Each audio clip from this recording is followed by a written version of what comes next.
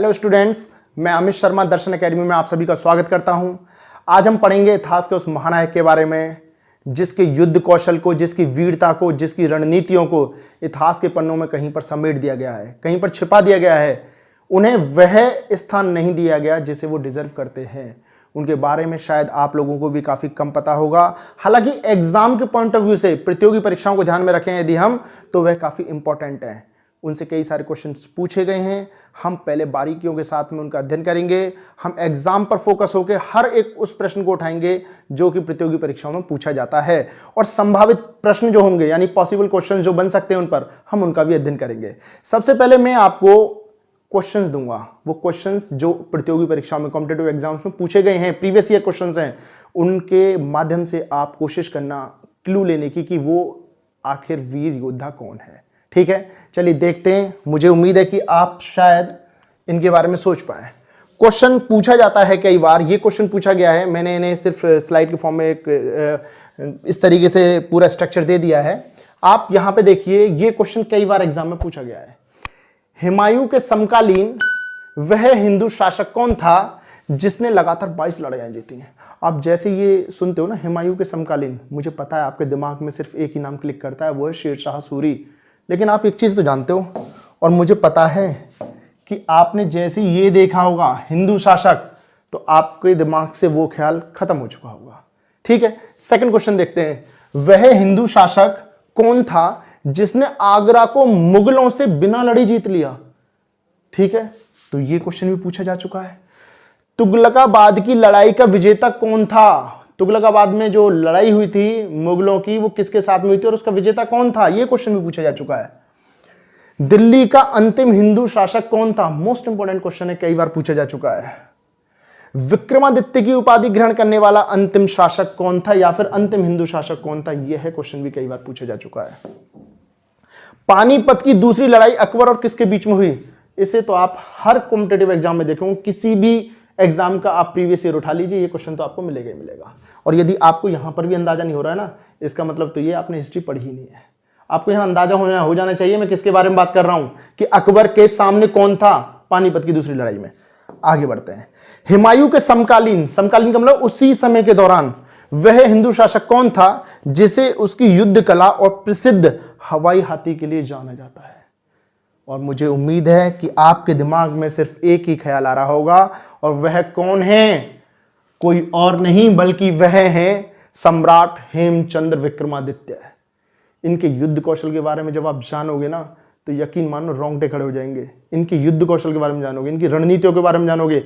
इतिहास में इतना इन्हें दर्जा नहीं दिया गया, ये हमारा दुर्भाग्य है।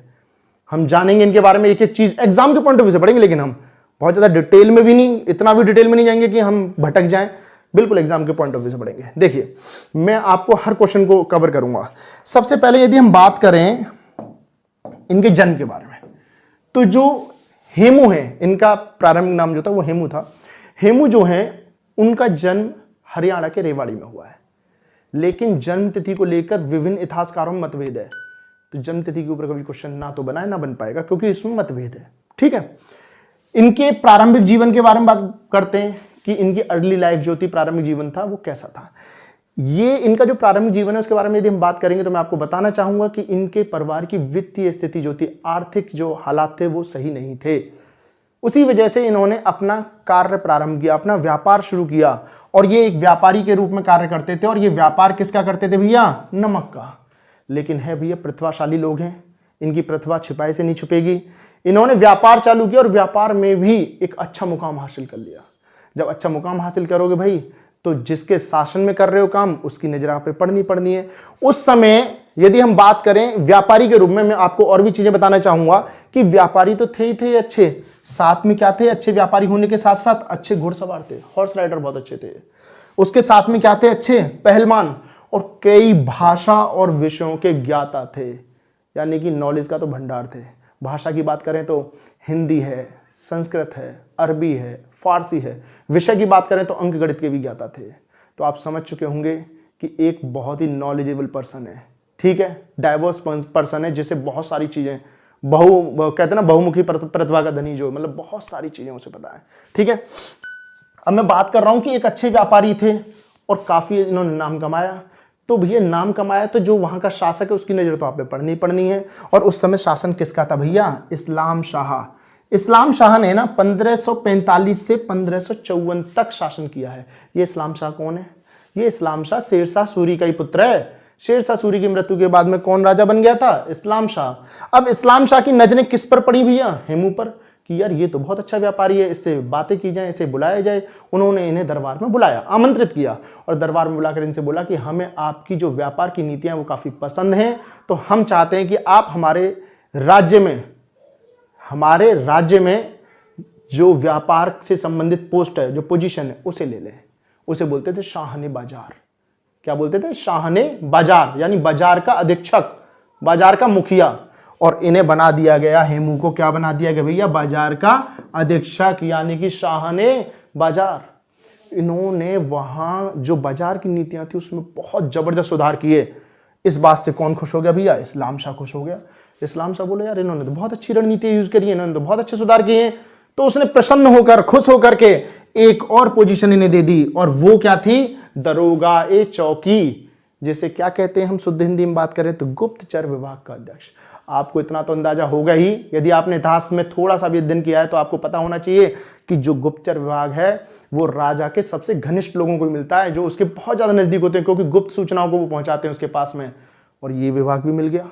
इसका मतलब ये हुआ कि हेमू की ताकत दिन पर दिन क्या होती जा रही थी? बढ़ती जा रही थी, उसकी पोजीशन बढ़ती जा रही है। ठीक है, अब क्या हुआ? उसी दौरान 1554 में इस्लाम शाह की क्या हो जाती है? मृत्यु हो गई। दुर्भाग्य था। उसके तुरंत बाद में इस्लाम शाह का पुत्र था फिरोज शाह, वो 12 वर्ष की अल्पायु में शासक घोषित किया गया, ये वारिस बना उसका। अब यहां पर भी हेमू सेफ है, उसे यही पोजीशन मिली हुई है। लेकिन इसका जो शासन था मात्र 3 दिन चला। इसी के सगे संबंधी, जिसका नाम क्या था भैया? आदिल शाह। आदिल शाह ने इसकी मृत्यु कर दी, इसकी हत्या कर दी और स्वयं शासक बन गया। अब भाई ये सोचो कि इस्लाम शाह और फिरोज शाह तक तो वो सही था हेमू, लेकिन यदि कोई एंटी पार्टी वाला आदिल शाह उन्हें मार देगा और स्वयं शासक बनेगा तो जो राजा के प्रिय लोग थे उन्हें तो वो हटाएगा। इसका मतलब हेमू की पोजीशन जो थी वो खतरे में आ गई। लेकिन यहां उल्टा हुआ, भाग्य ने साथ दिया। आदिल शाह ने ध्यान से देखा कि इस्लाम शाह का राज्य जो था, राजपाट, वो सफलतापूर्वक क्यों चलता रहा। हम उन लोगों की तरफ ध्यान देते हैं जो सफलतापूर्वक, जिनकी वजह से राज्य चला है। तो उसमें सबसे ऊपर नाम आया कौन? हेमू। हेमू नाम आया तो उसने बोला भाई इसे मेरे पास में लेके आओ, मैं इसे कोई ना कोई एक अच्छी पोजीशन जरूर दूंगा, क्योंकि इसकी वजह से उसका राज्य सफलतापूर्वक चला है। तो मुझे उम्मीद है कि मेरे राज्य में भी ये अपना महत्वपूर्ण योगदान देगा। और वहां से उसने हेमू को उठाया और हेमू को बहुत बड़ी पोजीशन, मतलब क्या बना दिया? प्रधान सेनापति। सोचो, इन दोनों पोजीशनों से भी ऊपर पोजीशन दे दी उसने, प्रधान सेनापति बना दिया। अब आप समझ रहे होंगे कि हेमू की पोजीशन बढ़ चुकी है, ताकत बहुत ऊपर बढ़ चुकी है, जा चुकी है। और जो ये आदिल शाह था, हेमू पर बहुत ज्यादा विश्वास करता था, बेहद विश्वास करता था। मैं आपको बताना चाहूंगा कि जो आदिल शाह है उसका हेमू से काफी ज्यादा क्लोज, जिसे बोलते हैं, घनिष्ठ हो गया हेमू उसके। और जो राजपाट के जितने भी कार्य होते थे उन्हें कौन संभालता था भैया? हेमू। जो आदिल शाह वो रुचि नहीं लेता था उनमें, सब हेमू। धीरे धीरे करते करते सारी ताकतें हेमू को मिलने लग गई। सेना में एक सैनिक की भर्ती से लेके, उसने निकालने से लेके, युद्ध से लेके, युद्ध की रणनीतियों से लेके, और सब कुछ कौन तय करता था? हेमू। इसका मतलब कि जो आदिल शाह है वो तो नाम मात्र का राजा रह गया। मेन जो सत्ता थी, जो मुख्य ताकत थी, वो किसके रूप में उभर के आई? हेमू। और हेमू ने कुछ ही समय में कई राज्यों के शासन को जीत लिया और इस प्रकार से वो ताकतवर होता जा रहा है। और इतना ताकतवर हो गया कि उसके नाम मात्र से जो दुश्मन थे वो घबरा जाते थे।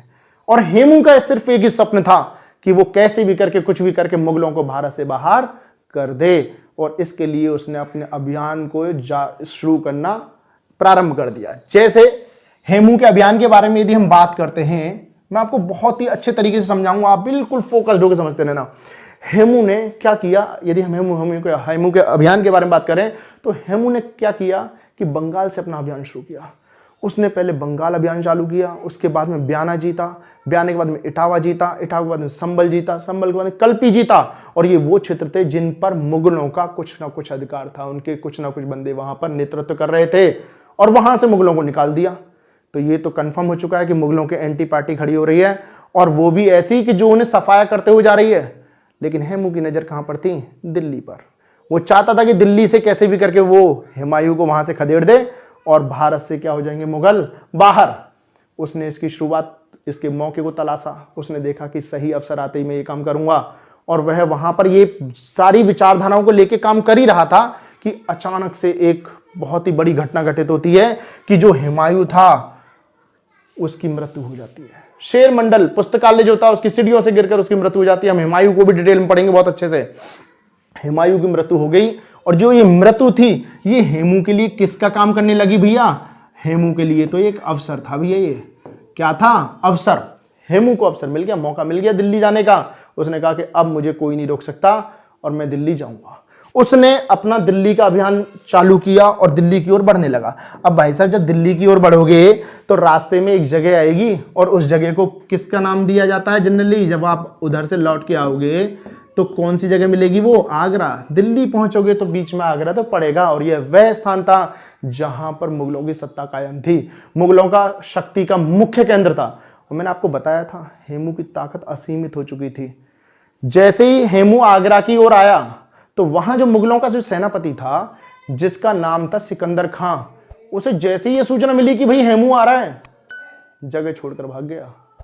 तो यहां से आप अंदाजा लगा लो कि हेमू की ताकत क्या रही होगी, उसकी रणनीतियां क्या रही होंगी।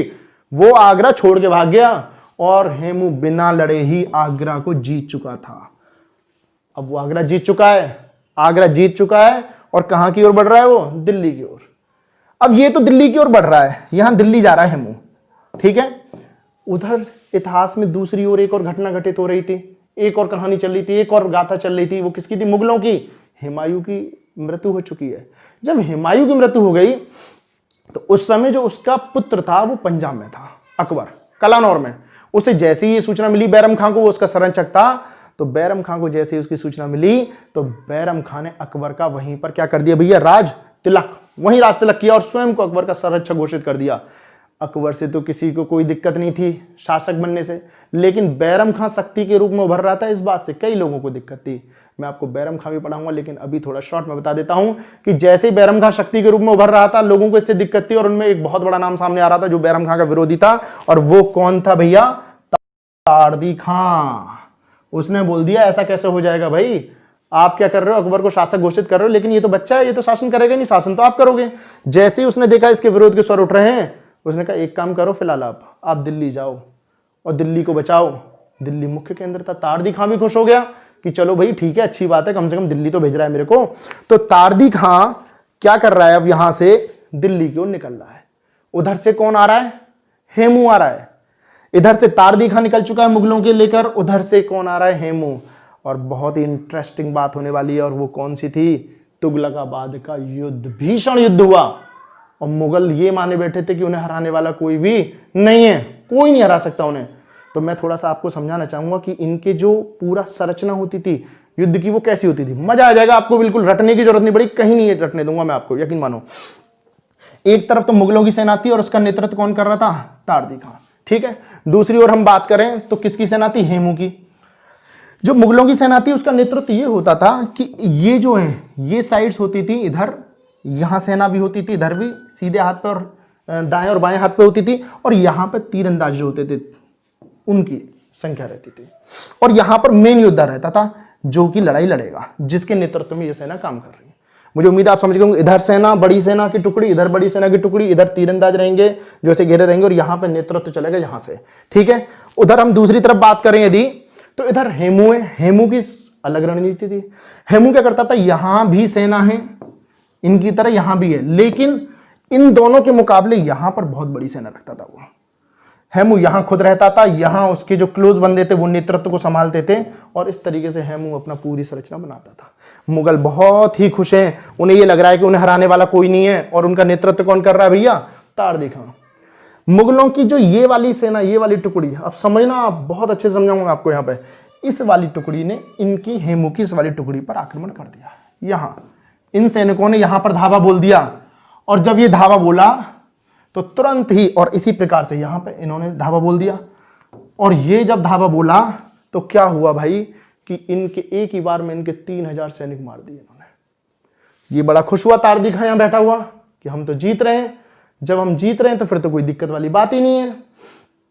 अब क्या होने लगा कि जब वो जीत ही रहा है, आगे बढ़ रहा है, तो उस केस में क्या हुआ कि यहां से ये लोग जब हारने लगे तो ये लोग यहां से पीछे हटने लगे।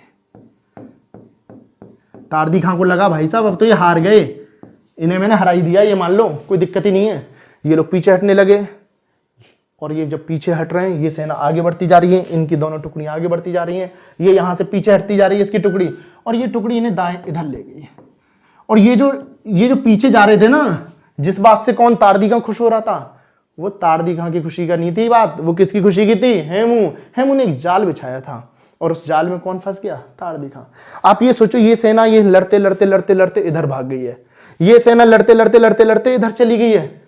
इसका मतलब इस सेना की टुकड़ी का इस सेना की टुकड़ी से कोई संपर्क नहीं है, अब कोई भी संपर्क नहीं है। और जैसे ही ये काम हुआ, यहां से हेमू आगे बढ़ने लगा अपनी इस बड़ी टुकड़ी को लेकर, और उसने इस पर धावा बोल दिया यहां पर। और जैसे ही धावा बोला है, तारदीघा के होश उड़ गए। उसने बोला ये तो पूरा ही पासा पलट गया, ये तो कुछ और ही हो गया, मैं जो सोच रहा था उससे विपरीत। और यहां पर तारदीघा समझ गया था यदि तू यहां रहा तो सीधे तेरी मृत्यु है। और तारदीघा यहां तुरंत अपने हाथी से उतरा और अपने घोड़े पर सवार होकर पंजाब की ओर भाग लिया। और इस प्रकार से दिल्ली की सत्ता किसके हाथ में आ गई? हेमू के हाथ में आ गई। हेमू ने स्वयं को दिल्ली का शासक घोषित कर दिया, वह राजा बन चुका है अब दिल्ली का। और 7 अक्टूबर 1556 ईस्वी में उसने विक्रमादित्य की उपाधि ली। कुछ लोग कहते हैं उसने स्वयं ने विक्रमादित्य की उपाधि ली, कुछ कहते हैं कि उसे आदिल खान ने विक्रमादित्य की उपाधि दी है। बहरहाल बात यह है कि वो विक्रमादित्य बन चुका है, मतलब विक्रमादित्य की उपाधि धारण कर चुका है। अब हम बात करेंगे आगे कि एक तरफ तो ये वाला काम हो ही रहा है, अब यहां से जो है ये है तारदीघा, ये भागा और ये कहां गया? पंजाब, और बैरम खां से जाकर मिला। उसी जगह दरबार में जहां दरबार लगा हुआ था, टेम्परेरी दरबार लगा हुआ था, उसी में जाकर मिला और उसने बोला कि भाई यदि जान बचानी काबुल भाग जाओ। बहुत ही खतरनाक है वो, उसकी रणनीतियां बहुत ही खतरनाक हैं और संहार करता हुआ चला जाता है, उसका सामना करने की हमें हिम्मत नहीं है। वो इस गाथा को बता ही रहा था कि उसने बैरम खां ने देखा कि यार दरबार में जितने भी अधिकारी हैं सेना के, उनके पैर कांपने लगे। बोला भाई इससे तो दिक्कत हो जाएगी, ये तो अभी से पैर कांप रहे हैं, तो युद्ध में जाएंगे ही नहीं। उसने बिना देरी करे वह आगे की ओर बढ़ा और उसने तारदीघा की गर्दन अलग कर दी। इसका मतलब उसके कायरतापूर्ण जो कारनामे थे उनका उसने उसे दंड दे दिया और बोला हम लड़ेंगे। और आगे उसकी लड़ाई की वजह से ही एक युद्ध हुआ, विशाल युद्ध, जिसे हम किसके नाम से जानते हैं? पानीपत की दूसरी लड़ाई। पानीपत जगह पर सही 30 साल बाद दूसरी लड़ाई हुई थी। और एक तरफ तो मुगल सेना थी जिसका नेतृत्व अकबर कहा जाता है कि था, लेकिन मेन रूप से देखें यदि हम तो किसने नेतृत्व किया था? बैरम खां। दूसरी तरफ हेमू की सेना, और बिल्कुल वही रूपरेखा थी जैसे इससे पहले वाले युद्ध में थी। तुगलकाबाद के युद्ध में सेम रूपरेखा, सेम चीज, सेम इतिहास दोहरा रहा है अपने आप को। ये डरे हुए हैं, सारे डरे हुए हैं क्योंकि इन्होंने हेमू के बारे में सुन लिया है, बहुत ही खतरनाक है।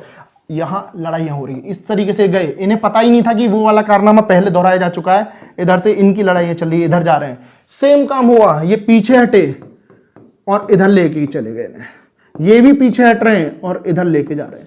दोनों सेनाओं की टुकड़ी अलग अलग हो चुकी है पानीपत के युद्ध में। और कुछ सैनिक तो जो थे मुगलों के, वो भाग लिए वहां से, जान बचा करके भाग लो भैया, यहां तो कंफर्म हो चुका है कौन जीतेगा, हेमू ही जीतना है। और जीत के और हेमू के बीच में कोई नहीं था, कंफर्म था हेमू ही जीतेगा।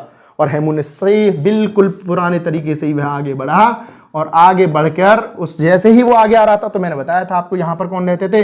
तीरंदाजों का समूह रहता था एक पूरा। अब ये घबरा रहा है यहां पर बैरम खां कि कंफर्म है मृत्यु है उसकी, क्योंकि ये जीत चुका है, लगभग जीत चुका है, 90% जीत हो चुकी है इसकी। अब यहां पे हेमू आगे बढ़ता हुआ आ रहा है। जैसे ही हेमू आगे बढ़ रहा है तो एक दुर्भाग्यपूर्ण घटना घटित हुई जिसने भारत के इतिहास को बदल डाला। यहां से जो बैरम खां के नेतृत्व कर रहे थे, इन्होंने, इनमें से कोई एक तीर निकला और वो सीधे जाकर किसके लग गया भैया? हेमू की आंख में जा लगा। हेमू की आंख में लगते ही हेमू बेहोश हो गया, मूर्छित हो पड़ा और उसका जो मेहरावत था उसे लेकर के साइड में चल दिया कि ताकि हम युद्ध तो जीत ही रहे हैं, इनकी हालत सही होती इन्हें वापस ले आएंगे। लेकिन पूरे में शोर हो गया कि हेमू मारा गया और जो हेमू की सेना युद्ध जीत रही थी उसने समर्पण कर दिया और उस प्रकार से हेमू इस युद्ध में पराजित हुआ। अब होता क्या है कि हेमू को पकड़ करके लाया जाता है। देखो पूरा युद्ध जीत रहा और तुरंत मारा गया, और पूरी गाथा मारा नहीं गया, मतलब घायल है और पूरी गाथा बदल गई। उसे लाया गया और लाके जो बैरम खां था उसने अकबर से कहा कि इसकी गर्दन को अलग कर दे। यहां पर दो बातें प्रचलित हैं। एक कहा जाता है कि अकबर ने मना कर दिया क्योंकि वो पहले से हारा हुआ है, वह डरा हुआ है, तो उसे वो नहीं मारेगा। दूसरा जो कथन है वो ये कहा जाता है कि अकबर ने एक प्रहार किया जिसमें उसकी आधी गर्दन कटी, तो बैरम खां ने एक तेज प्रहार कर उसकी पूरी गर्दन को हटा दिया और उसकी कटी हुई गर्दन को काबुल भेज दिया और बचे हुए हिस्से को दिल्ली के गेट पर टांग दिया। सोचिए कितना बेरहम था। और जो बचे हुए जो सैनिक थे जिन्हें कंट्रोल में लिया गया था, नियंत्रण में, उन सभी की गर्दन को काट करके एक मीनार बनाई गई। इस प्रकार से हेमू की गाथा का अंत हुआ। यही नहीं रुका बैरम खां, उसने उसके पिता को भी पकड़ा, उन्हें मुस्लिम धर्म कबूल करने पर मजबूर किया, और जब उन्होंने मुस्लिम धर्म कबूल नहीं किया तो उन्हें भी मृत्युदंड दे दिया। इस प्रकार से महान शासक जिसने लगातार 22 लड़ाइयां जीती, उसकी वीर गाथा का अंत हुआ। मैं उम्मीद करता हूं कि आप लोगों को बहुत अच्छे से समझ में आया होगा, सारी चीज़ें बहुत अच्छे से लॉजिकली क्लियर होंगी। हर एक क्वेश्चन का आंसर मैं इसमें ला चुका हूं। उम्मीद है कि आपको पसंद आया है, और मैं इसी प्रकार से इतिहास में एक से एक बेहतरीन तरीके से मैं आपको समझाता रहूंगा। और जय हिंद और जय भारत।